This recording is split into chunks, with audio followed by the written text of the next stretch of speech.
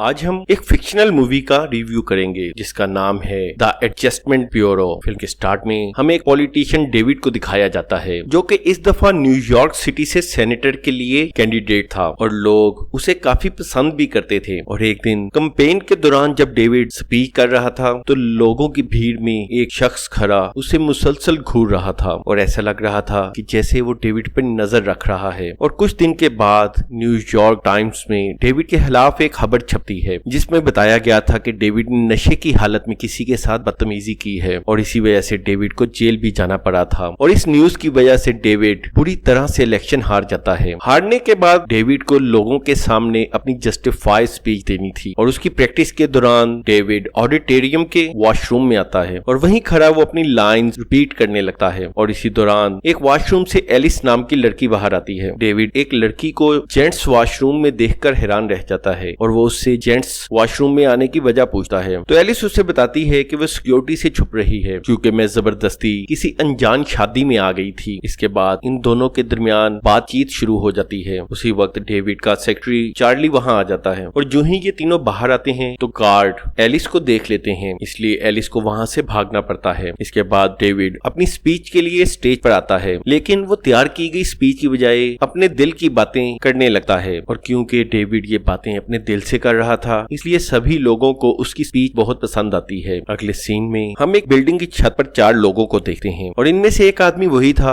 जो डेविड पे नजर रखे हुए था। इस आदमी का नाम हैरी है। लेकिन ये डेविड पे नजर क्यों रखे हुए हैं और ये कौन है इसके बारे में आगे चलकर पता चलेगा। लेकिन उससे पहले एक रिमाइंडर कि अगर आप यहाँ तक आ गए हैं तो लाइक, शेयर और सब्सक्राइब करना ना भूलिएगा। फिल्म की तरफ चलते हैं और एक दिन दोबारा हमें हैरी नजर आता है और वो डेविड का इंतजार कर रहा था। उसे आज ठीक 7:05 पर डेविड के कपड़ों पर कॉफी गिराने का काम करना था, लेकिन किसी वजह से हैरी डेविड को देख नहीं पाता और डेविड ऑफिस जाने के लिए बस में सवार हो जाता है। और यहीं उसे एक सीट पर एलिस नजर आती है और हैरी अपना काम पूरा करने के लिए उसी बस के पीछे भाग रहा था। और जब बस एक जगह रुकती है तो हैरी अपनी ताकत के जरिए डेविड की कॉफी गिरा देता है, लेकिन हैरी से एक दफा फिर गलती हो गई और इस दफा भी कॉफी डेविड की बजाय एलिस पर जा गिरी। और उसी वक्त एक टैक्सी आकर हैरी से टकरा जाती है, लेकिन किसी पावर की वजह से हैरी पर कुछ असर नहीं होता और वो वहां से चला जाता है। बस में डेविड और एलिस आपस में बातें करने लगते हैं और जाने से पहले डेविड एलिस का नंबर ले लेता है। लेकिन जो ही डेविड अपने ऑफिस आता है तो वहाँ कुछ अजीब सीन देखता है और वहाँ कुछ अजीबोगरीब लोग उसके सेक्रेटरी चार्ली के साथ कुछ छेड़छाड़ कर रहे थे और डेविड के देखते ही वहाँ से भागने लगता है, मगर वो आदमी डेविड को पकड़ लेते हैं और बेहोश करके अपने साथ ले जाते हैं। और जब डेविड की आंख खुलती है तो वो अपने आप को एक बहुत बड़े हाल में देखता है और यहाँ बहुत सारे लोग थे और इन्हीं में से एक रिचर्ड डेविड को सारी कहानी बताता है। वो बताता है कि ये सब एंजल्स हैं और किसी भी इंसान के पैदा होते साथ ही उसके मरने का टाइम लिख दिया जाता है और उस आदमी की जिंदगी का हर दिन पहले से डिसाइड होता है। और अगर कोई इंसान बनाए गए प्लान से हटता है तो उसे फिर से उसी प्लान में लाने के लिए कुछ चेंजेस करना पड़ती हैं और इसे हम एंजल्स एडजस्टमेंट कहते हैं। और ये काम एंजल्स का यही ग्रुप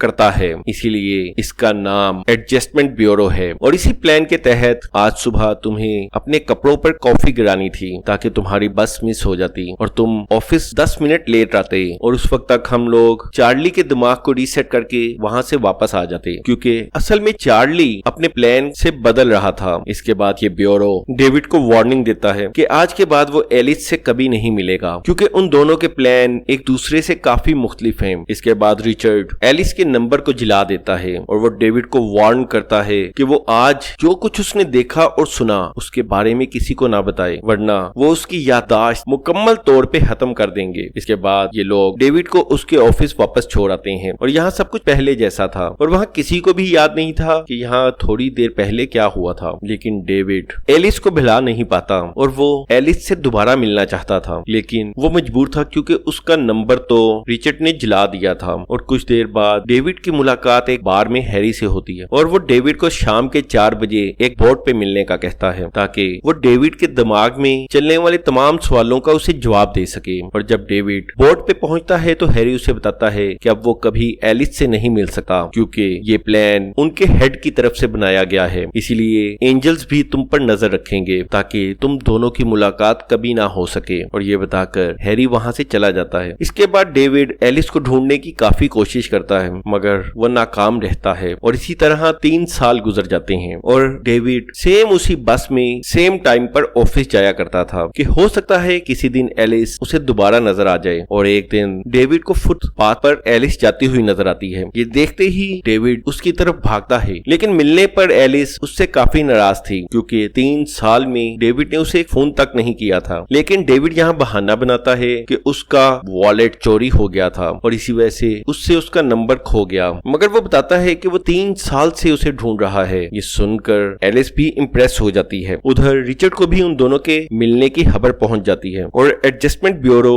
के एंजल्स उसी जगह पहुंच जाते हैं जहां एलिस और डेविड थे। और जिस वक्त डेविड और एलिस एक रेस्टोरेंट में बैठे थे उसी वक्त वहां चार्ली आ जाता है और वो डेविड को याद कराता है कि उसे आज एक स्पीच करना है। और जाते वक्त एलिस डेविड को बताती है कि वो एक स्टूडियो में डांस प्रैक्टिस के लिए जा रही है। इसके बाद ये दोनों वहां से चले जाते हैं। इसके बाद डेविड अपनी स्पीच में बताता है कि आने वाले इलेक्शंस में वो एक दफा फिर कैंडिडेट होगा, लेकिन स्पीच के खत्म होते ही वो देख लेता है कि रिचर्ड ने उस पर नजर रखी हुई है, इसलिए वो फौरन ही एलिस की तरफ जाता है। लेकिन वहाँ स्टूडियो बंद था। वो स्टूडियो में कॉल करने की कोशिश करता है मगर उसका फोन नहीं मिलता और इस तमाम वक्त में एंजल्स डेविड को एलिस से मिलने के लिए रोक रहे थे। असल में एंजल्स अपनी पावर का इस्तेमाल करके कोशिश तो कर सकते हैं मगर किसी को जबरदस्ती किसी बात से नहीं रोक सकते थे, इसलिए डेविड उनके ना चाहने के बावजूद एलिस की तलाश जारी रखता है और वो एक रेस्टोरेंट में जाकर पास मौजूद स्टूडियो के बारे में पूछता है और वहाँ उसे पता चलता है कि ये स्टूडियो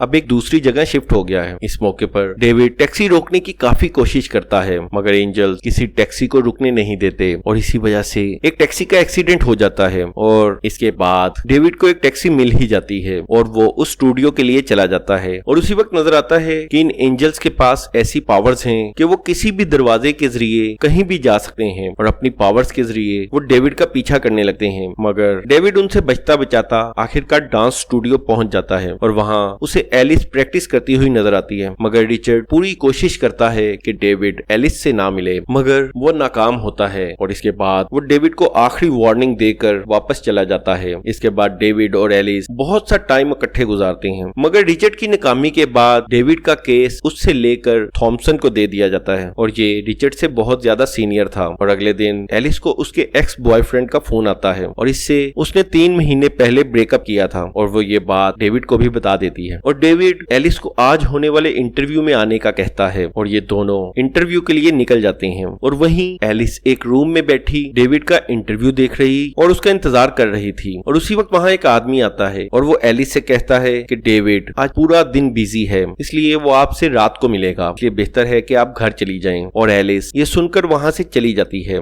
इसके बाद यही आदमी डेविड के पास भी जाता है और उसे एक दरवाजे के जरिए कहीं और ले जाता है जहाँ डेविड से एलिस की बजाय थॉमसन मिलता है और वो डेविड से कहता है कि तुम्हारा और एलिस का प्लान अलग अलग है और अगर तुम एलिस से ना मिलो तो ये और आने वाले 4 इलेक्शन तुम जीत सकते हो और हो सकता है कि तुम यूएस के प्रेसिडेंट भी बन जाओ। और यहाँ पर वो डेविड को ये भी बताता है कि तुम दोनों का वॉशरूम में पहली दफा मिलना कोई इत्तेफाक नहीं था, वो भी हमारा ही प्लान था ताकि तुम एक अच्छे मूड के साथ स्पीच दे सको और ये सब कुछ तुम्हारी इमेज बिल्डिंग के लिए बहुत जरूरी था। मगर डेविड उसकी कोई बात सुनने के लिए तैयार नहीं था। ये देखकर थॉमसन डेविड को जाने देता है और डेविड सीधा एलिस की डांस प्रैक्टिस को देखने जाता है मगर थॉमसन भी उसके पीछे आ जाता है और वो डेविड से कहता है कि अगर तुम एलिस से मिलना बंद कर दो तो एलिस एक वर्ल्ड क्लास डांसर बन सकती है मगर अगर तुमने उससे मिलना जारी रखा तो वो कुछ भी नहीं कर सकेगी। और ये कहकर थॉमसन वहां से चला जाता है और इधर डांस करते हुए एलिस को चोट लग जाती है इसलिए डेविड उसे हॉस्पिटल ले जाता है और वहीं थॉमसन भी आ जाता है और डेविड से कहता है कि ये तो अभी स्टार्ट है और अगर तुमने एलिस का साथ ना छोड़ा तो प्लान में वापस लाने के लिए उसका डांस कैरियर बर्बाद हो जाएगा। ये सुनकर डेविड एलिस की बेहतरी के लिए उसकी जिंदगी से जाने का फैसला करता है और उससे आखिरी दफा मिलकर हमेशा के लिए उसकी जिंदगी से चला जाता है। इसके बाद 11 महीने का टाइम गुजर जाता है और इलेक्शन कैंपेन के दरमियान चार्ली डेविड को एलिस की शादी के बारे में बताता है कि एलिस अपने एक्स बॉयफ्रेंड से शादी कर रही है और ये देखकर डेविड का दिल टूट सा जाता है। मगर उसी दौरान हैरी एक दफा फिर डेविड से मिलता है और वो डेविड को बताता है कि थॉमसन ने जो भी बात उससे कही वो सब झूठ है, जैसे कि वो इलेक्शन जीत जाएगा और एलिस एक वर्ल्ड क्लास डांसर बन जाएगी, ये सब झूठ है। वो यहाँ डेविड को ये भी बताता है कि बचपन में डेविड के पेरेंट्स की मौत हो गई थी, वो सब भी इनके प्लान का हिस्सा था, क्योंकि डेविड के फादर का सपना था कि डेविड एक पॉलिटिशियन बने और अपने फादर की मौत की वजह से उसमें एक मोटिवेशन आई और आज वो एक कामयाब पॉलिटिशियन है। ये सुनते ही डेविड हैरिस से कहता है कि वो आज भी एलिस के साथ रहना चाहता है और इसके लिए चाहे उसे अपने कैरियर की कुर्बानी ही क्यों ना देनी पड़े। और ये देखकर हैरी उसकी मदद करने के लिए तैयार हो जाता है और वो डेविड को ले जाकर उसे दरवाजों का सीक्रेट बताता है और इसके बाद वो अपना मैजिकल हैट, जिसकी मदद से वो दरवाजों के जरिए कहीं भी आ जा सकते थे, वो भी डेविड को दे देता है। इसके बाद वो बताता है कि एलिस की शादी कहाँ हो रही है और सारी बात सुनकर डेविड एलिस से मिलने निकल पड़ता है। लेकिन इस बात का थॉमसन को भी पता चल गया था, इसीलिए सभी एंजल्स डेविड को रोकने के लिए निकल पड़ते हैं और डेविड हैट का इस्तेमाल करते हुए चर्च पहुंच जाता है, जहां एलिस उसे चर्च के वॉशरूम में मिलती है। मगर एलिस उससे बहुत नाराज थी क्योंकि डेविड उसे हॉस्पिटल में छोड़कर ही चला गया था और अब जब उसकी शादी हो रही है तो एक दफा फिर वो अचानक से सामने आ गया है। इस पर डेविड उसे एंजल्स के बारे में समझाने की कोशिश करता है और इसके साथ ही वो उसे लेकर दरवाजों के जरिए भागने लगता है। मगर ये बात थॉमसन को भी पता चल जाती है क्योंकि डेविड को वार्निंग मिली थी कि वो एंजल्स वाली बात किसी को भी ना बताए। इसीलिए थॉमसन एक टीम को डेविड की मेमोरी पूरी तरह साफ करने के लिए भेज देता है और अगरचे एलिस सब कुछ अपनी आंखों से देख रही थी मगर उसे फिर भी कुछ समझ नहीं आ रहा था और आखिरकार डेविड एक जगह मौका पाकर उसे तमाम बात एक्सप्लेन करता है। इसके साथ ही वो एलिस को लेकर वहां से भागने लगता है और भागते भागते जब वो एक दरवाजा क्रॉस करते हैं तो वो एक ऐसे ऑफिस में पहुंच जाते हैं जो असल में एडजस्टमेंट ब्यूरो के एंजल्स का ऑफिस था और आखिरकार ये दोनों बिल्डिंग की छत पर पहुंच जाते हैं और यहाँ कोई और दरवाजा उनके भागने के लिए नहीं था और उसी वक्त वहाँ थॉमसन की टीम भी पहुंच जाती है। मगर इससे पहले कि वो उन दोनों को अलग करके डेविड की मेमोरी क्लियर कर दें, डेविड आखिरी दफा एलिस को गले लगा लेता है और यहीं वो एलिस से अपने प्यार का इजहार करता है और अचानक थॉमसन के सारे आदमी वहाँ से गायब हो जाते हैं और उनकी जगह वहाँ थॉमसन और हैरी आ जाते हैं और हैरी थॉमसन को एक लेटर देता है। ये लेटर हेड की तरफ से भेजा गया था और लेटर देखकर थॉमसन भी वहाँ से चला जाता है और यहाँ हैरी उन्हें बताता है कि हेड ने ये देखकर कि डेविड और एलिस एक साथ रहना चाहते हैं और अपने प्यार को पाने के लिए वो कोई भी कुर्बानी देने के लिए तैयार हैं, ने अपना प्लान बदल दिया और हेड ने उन दोनों के लिए इकट्ठे रहने का एक नया प्लान लिख दिया था और यही वजह थी कि थॉमसन और बाकी एंजल्स वहां से चले गए थे और आखिर में हैरी डेविड से अपना हेड वापस लेकर खुद भी वहां से चला जाता है और इसके बाद एलिस और डेविड एक दूसरे के साथ हंसी खुशी जिंदगी गुजारते हैं और इसके साथ ही ये मूवी एंड हो जाती है। तो अगर स्टोरी अच्छी लगी हो तो लाइक, शेयर और सब्सक्राइब करना ना भूलिएगा।